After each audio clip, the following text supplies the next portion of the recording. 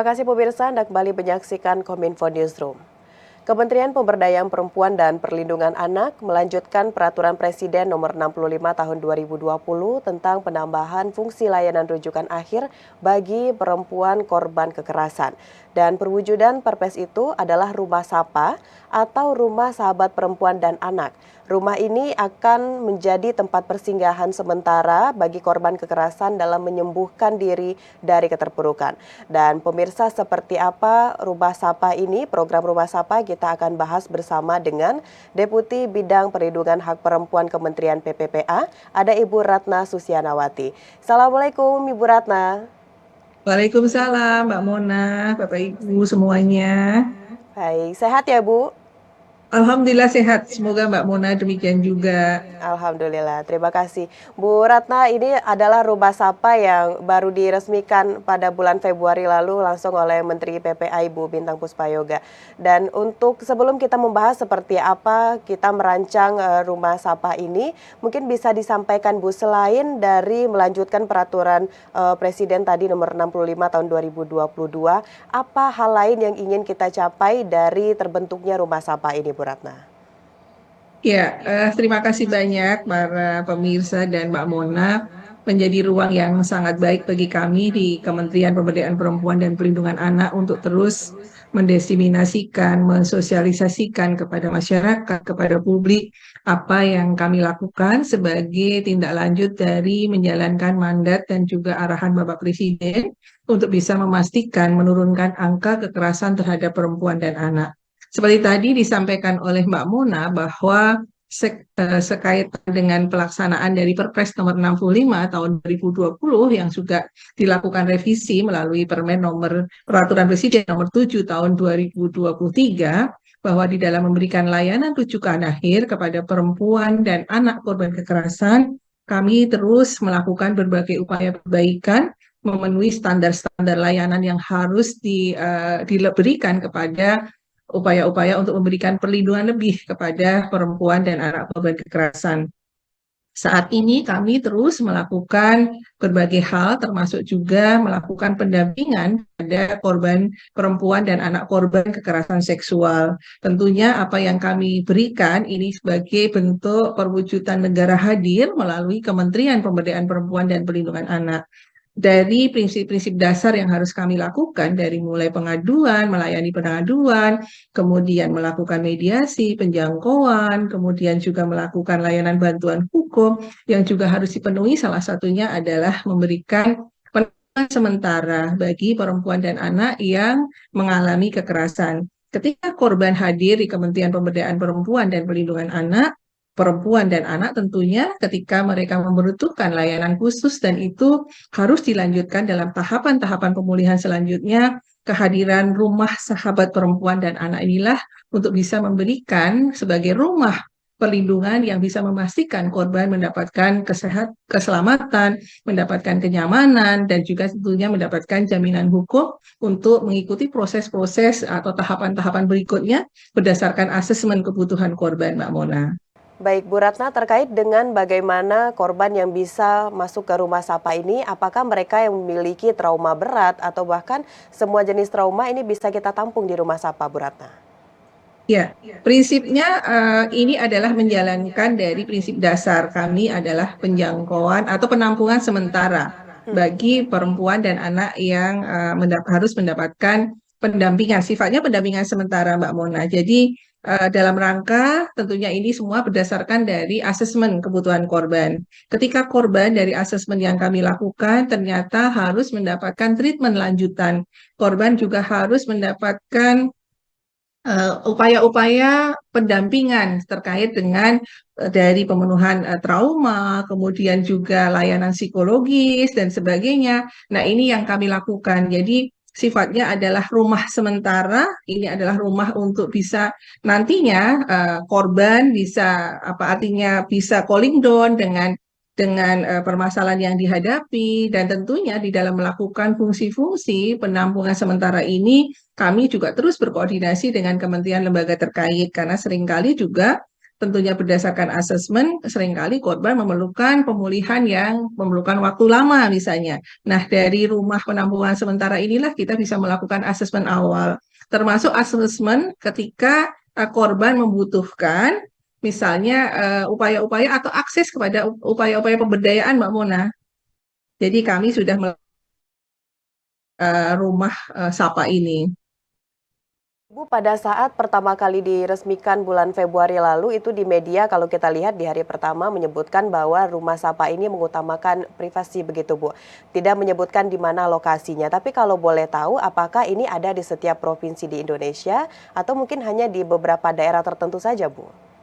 Ya, seperti tadi kami sampaikan bahwa di dalam mengoptimalkan fungsi layanan yang diamanatkan kepada Kementerian Pemberdayaan Perempuan dan Perlindungan Anak, salah satunya adalah memastikan memberikan jaminan perlindungan kepada korban kekerasan. Tentunya langkah-langkah yang harus kita lakukan adalah bagaimana korban bisa mendapatkan layanan yang cepat, tepat, akurat, dan juga tentunya terintegrasi dengan baik dengan kebutuhan-kebutuhan layanan yang nanti mungkin dibutuhkan oleh korban. Nah, tentunya dengan rumah sahabat perempuan dan anak ini, karena ini menjadi bagian dari pemenuhan atas prinsip-prinsip dasar di dalam kami melakukan pendampingan atau penanganan perempuan dan anak korban kekerasan, tentunya kita harapkan rumah ini ada di seluruh Indonesia dan kondisinya saat ini di provinsi sudah ada di beberapa provinsi dan kabupaten kota, Mbak Mona.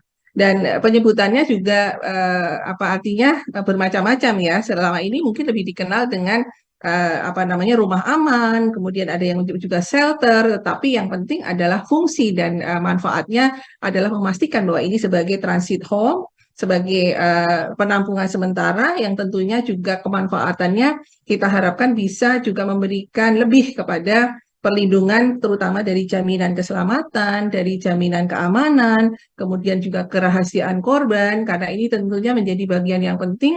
Harapan kita dengan penanganan sementara ini, dengan mendapatkan treatment sementara korban tinggal di rumah Sapa atau rumah aman atau shelter, korban bisa mendapatkan layanan yang cepat. Baik, lalu bagaimana dengan interaksi dari para korban ini di Rumah Sapa, Bu Ratna? Apakah mereka boleh berinteraksi dengan masyarakat sekitar yang ada di sekitar Rumah Sapa tersebut atau bagaimana prosedurnya, Ibu? Ya, tentunya ada kode-kode etik ya di dalam kita memberikan layanan. Tentunya hal-hal yang kita harapkan adalah sebetulnya ketika korban kita tempatkan di rumah sahabat perempuan dan anak ataupun apapun itu di rumah penampungan sementara ini tujuannya adalah memastikan keamanan, kemudian keselamatan dan identitas korban. Artinya juga kerahasiaan korban supaya karena seringkali Mbak Mona korban ini kan mengalami trauma yang berkepanjangan, takut bertemu dengan pelaku, takut dengan masyarakat, rasa kepercayaan diri yang kemudian juga tidak stabil dan sebagainya. Nah, tentunya ketika kita bawa atau kita dampingi selama di rumah perlindungan atau di rumah sahabat perempuan dan anak ini, kita juga melakukan pembatasan-pembatasan untuk mereka bisa berinteraksi karena khawatirnya justru akan membahayakan keselamatan dan juga kenyamanannya. Ini yang kita jaga karena memang pada hakikatnya tujuan utamanya adalah memulihkan sementara korban ini supaya dia lebih punya rasa kepercayaan diri yang lebih dan juga ketika ini ada proses-proses lanjutan yang kita butuhkan, kita bisa memberikan layanan yang optimal. Baik, itu adalah bentuk bagaimana kita mengatur interaksi dari korban dengan masyarakat. Betul. Selanjutnya kita juga ingin tahu Bu Ratna, bagaimana pendekatan yang kita lakukan untuk penyembuhan pada korban yang tinggal di rumah persinggahan rumah sementara ini. Apakah ini secara personal atau mungkin secara bersamaan dan bagaimana SDM yang kita sediakan di setiap rumah Sapa, Bu?